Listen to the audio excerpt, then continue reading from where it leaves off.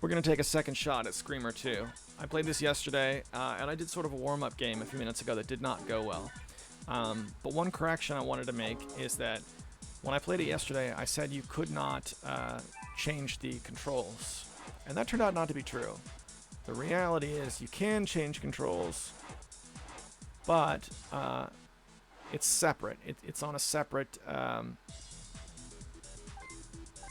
it's a separate program. The way these old DOS games worked is you would launch the game, and then there was a separate exe, usually like a setup.exe or something like that, where the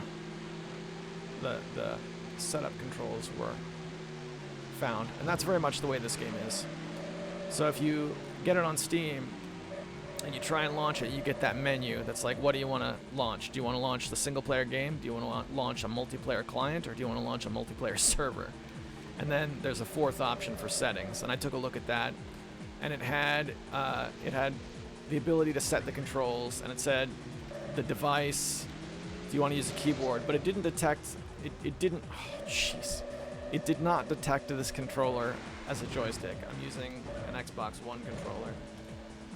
So I guess you'd have to be using like a Gravis gamepad or something. Or maybe, this is 1996 this came out, so I guess it'd have to be something using a serial port, like a really old Gravis gamepad or something like that. I don't know. But I achieved this using Joy to Key, which turned out to be the way to go. Apart from being mega slippery, it's just still having a good time. Like, I kind of wish I could just turn off the other drivers. I think it can, actually. I think I should just start playing Time Attack when I drive this, when I play in this game. There we go. Because this is definitely a get good situation. I play this game and I bounce around like a pinball. And I come out of turns facing the opposite direction, and I come to a complete stop. It's a messy business. It really is.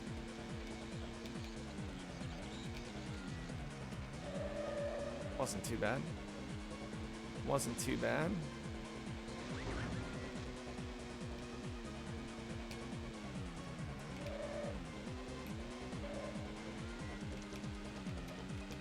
I wonder what this would be like to play against other real people, though. Because I'm sliding all around after putting an hour into this game, or so, and the computer-controlled players are driving like perfectly. It might be really fun to be able to play against a couple other people who are actually just playing bumper cars. That might be a good time.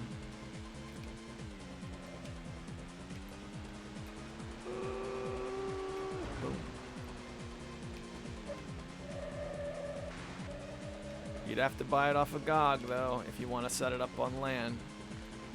I can actually see the drivers. I must be doing better than last time.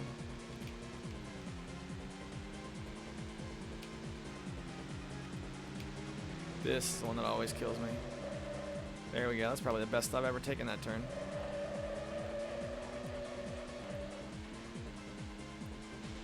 Yeah, I have to figure out how to drive manual transmission. I think that's the only real way to play. At least competitively. Never mind competitively, just to be able to keep up with the AI drivers.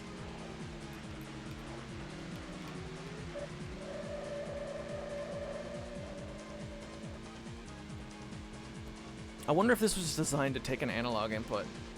Like Pod, P-O-D, the racing game. It's like early 3D racing game. Oh, this is what happens. Now we're going the wrong direction.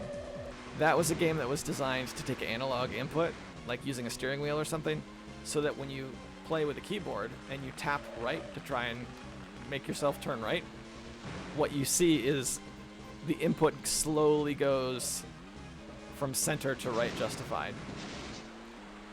And it doesn't recognize modern controls, modern gamepads. So if you want to use a gamepad, what you end up using is Joy to Key, just like I'm doing now. But you don't get analog input that way. It's very weird. Alright, so I got fourth. The question is, did I beat myself from yesterday? Barely. By a second. I think this is the last time I'm going to play Screamer 2 for a while.